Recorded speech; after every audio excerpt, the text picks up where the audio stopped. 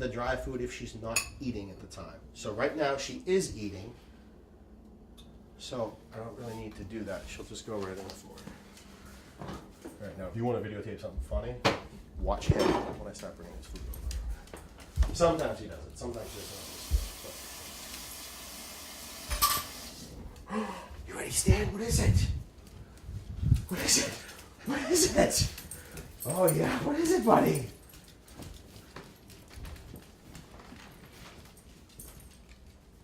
You coming in here too? All right. And he'll sit and wait. He'll sit and wait until I put it down, until I tell him to go. Go ahead, buddy. Go ahead. Rosie. She went over to dive right into it up here. Normally, actually, honestly, I usually put hers down before I leave the room with his, but go ahead. And that's the normal pace.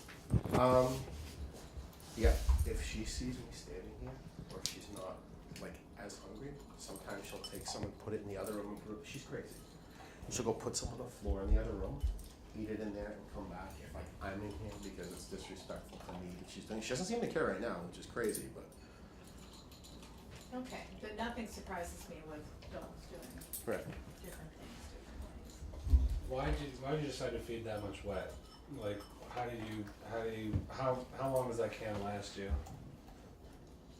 Again, like I've said, it's been a trial with her to get her just to the point where she's doing it. Yeah. A can usually lasts, I'll put like 4 meatballs in it, but the can will last probably 2 to 3 days.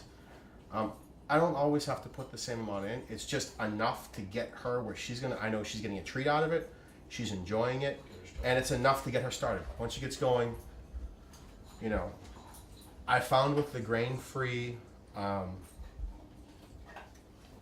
the problem if I put too much wet, they start getting gassy, honestly.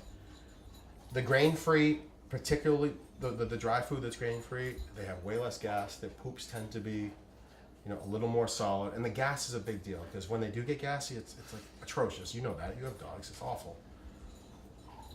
If a human smelled like that, like they would put up with it. So, I'm sorry, honey. I know. Go ahead. Anyway, let's just check on the little guy. He won't eat if I'm in the room. I really can't be in here because he thinks that I want his food. So I gotta be out of here for him. Coco's never given me a hug, but that's a whole other conversation. He had a tough life before we got him, so I think people are a little more. Particularly me being the alpha of the family more than my wife. He's like freaked out if I'm in the room. He thinks that he's eating my food at that point. So, but she sometimes will look back. I mean, I gotta tell her to go, but she went right after it. So, but that's pace wise. Shocking now that for the last month or two that she's been healthy, she's been eating faster than him, which never used to happen before. But she's been like that for. But when I don't have the wet in there, she won't go back and lick the bowl. She doesn't get all excited about it. See, now she's just. Leave the spare kibble on the floor. That's even new for us that she's been doing that because she hadn't been doing it for a while. He's been very consistent since day one as far as what his eating habits are. She's very temperamental. Remind me again how you found this brand originally. Do you remember? Okay, let me think how we found that. We must have been at there was a little store in a town called Marblehead near here, which is the opposite of Lynn. And there was a woman in there I met she was at some dog park fundraiser thing. They were trying to raise money for a dog park, and she gave out lots of samples and just seemed really nice and crazy, like all dog people are. So we started going to her store in Marblehead. We lived not in Lynn, but in Swampscott at the time, which is closer to there. And we were just looking around at stuff she had, and it just looked like something. We started the names, and the names looked funny and cute, and turducken, grandma's pot pie, bangers and mash, brats and tots. That's 4 years ago. 4 years. They've been getting Merrick wet for 4 years. They've been getting Merrick dry 1.5 to 2 years. Okay, and that was the recall story that you. The recall story, okay. and then we made the ill-fated attempt at that other brand that we got the free stuff for, and that was a disaster. Okay. They loved the recall stuff, loved it, but my wife had enough.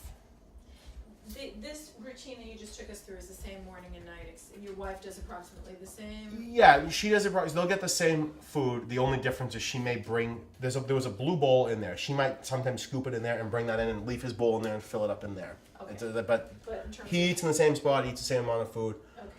Okay. I'd say they get every once in a great while. If they had too many treats during the day, if they did get something special because it's their birthday, or if they got my wife's friend comes over that watches them and gave them a lot of stuff, we might cut the wet food out just because I don't want the poops to get too. I don't want to upset their stomachs too much because she particularly tends to have some stomach problems. But we, just where if she's not regular, if it's not the same stuff all the time, go haywire with it. But I'd say 90 to 95% of the time they're getting the wet supper in that amount on the dry food. The other 10% is because it's being compensated for. Once in a great while, they may get a tiny, tiny table scrap. I'm talking once every 2 or 3 weeks. A little extra, a French fry, something, like that. And a few of those, it's like, oh, let's not give them the wet supper because it's too much for them to handle. You don't ever make extra food knowing? No. Okay. Would you mind if I took a look at one of the unopened Yeah, cans sure. for just a second? My wife picked both of these out. I'm not going to take credit for these. I just wanted to just take a quick look. And these are both grain free. They're not all grain. See, like this is the thing. Mama Merrick's meatballs. Tell them that doesn't sound like more fun for them to eat than something else. Okay, and it's pop top lid. Yep. Okay, great. Thank you. What do you do when that's when it's empty? What do I do with the can when it's empty? Yeah. Rinse it out in there. Let it soak for a little bit. Recycle it. Okay. Okay, good. And So the primary consideration and how you decide is what sounds good to you, the flavor. partially that. The food inside of here, though, some of them, not all of them, but like the turducken, which is a mix of turkey, duck, and chicken, and the Grammy's pot pie. The chicken, it looks like there's peas inside there. You see whole peas. There's pieces of carrots. There's pieces of chicken. There's the broth that looks like it. I'm not going to open this one up for you. No, please, I don't want, But- yeah. The one that's open in there right now, that's supposed to look like meatballs. It looks like meatballs, and that's the most almost gimmicky one where it's like a meatball, which isn't a natural thing. Like the rest of it, the chicken pot pie one has chicken and green beans, and the Honolulu Luau has pineapple and pieces of ham that look like real pieces of ham in it. What about all those things makes it good to you? Because they don't need more, it to be more and more processed. I don't want meals, I don't want fish meal being the first thing in there, or chicken meal being the first thing in there. It's actual food, it's real food for them. Because at the end of a factory farm, the worst stuff gets put into dog food. So I already know that it's not high quality to begin with. And a lot of that stuff, like the chicken, the fact that I know you can see it's actual chicken, I know it's not just processed up, crunchy, disgusting mess that's inside of there. That goop that's in an Alpo can, please don't tell me that you're working for Alpo, I'll feel awful, but when it's just that mush where you don't know what it is, it's like the mystery meat you get at school lunch, who God knows what that is. And this stuff here, when I look in there and I see peas and I see carrots and I see blueberries in one of them. One of them has blueberry, and there's a harvest one with blueberries. And you see actual blueberries in there. All right, I know that's what's actually in there. It's not it wasn't put through 15 different machines and mixed with a bunch of other crap. That's what it is. And the chicken looks like real chicken. It's pieces of chicken breast. It's stuff you would almost eat. If you took the chicken, the grandma's pot pie one out, and poured it into a pot pie pan and put the thing on top and baked it, you wouldn't know the difference. I'm serious. It smells like that when you first open it and it's fresh. So, But so what? I mean, if it looks like meat, why do the veggies matter? What does it do for you? Because they wouldn't know. I want them dogs to be dogs. In the wild, they would eat a random stuff that looks like real food, including vegetables. So that's an important part of dogs' diets. The grain-free thing, that's our thing. We don't believe that they would naturally be eating grain. So I'm trying to mimic what they would eat in the wild the best I can. I know that kibble isn't something they would find in the wild, but the stuff that it's made up of. And it's not really feasible for dogs of their size, not that they're huge, but to feed them a wet diet is it's a lot of food you go through. It's expensive.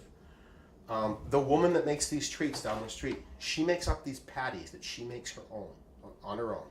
And It's almost made up of the same wet stuff we have. She puts it all together. She makes it fresh. It's human quality food. I would love to give it to them. This is beef she buys in the store that you would eat or I would eat. She takes that and mashes up into these little patties that look almost like hockey puck size, and you're supposed to put them in the freezer and take them out and defrost them. A, it's too expensive, and B, honestly, I'm not going to defrost the dog's food every single night. My wife's not going to like them doing them. We have other stuff we have to do. So because of that, I would love to do that. Ideally, in an ideal world, I would do that. In an ideal world, we'd make their own food from every night that's especially designed for dogs, but it's not practical for either one of us. Okay, that's good. You showed us how you're storing the wet dog food with the lid on top of it. Is there anything that you like particularly about the packaging that you currently are using with the wet dog food? I like that it's a standard sized can and that thing fits on top of it. I don't know wet dog food any other way. Like, that's what I know. So I don't know to like that over something else. I never got the is it Caesar? Is that the name of the stuff that comes in the little? I've never had Little that. tray. I don't know. Yeah, like the little tray. I've never had that, so I don't know. Okay. Anything that you don't like or you think that could be made better to make it more user friendly for you? I mean, everything keeps getting improved around us all the time. Right. So And that's just- kind of like a really standard, like that's been around since they started making cans. You know, that's how dog foods come.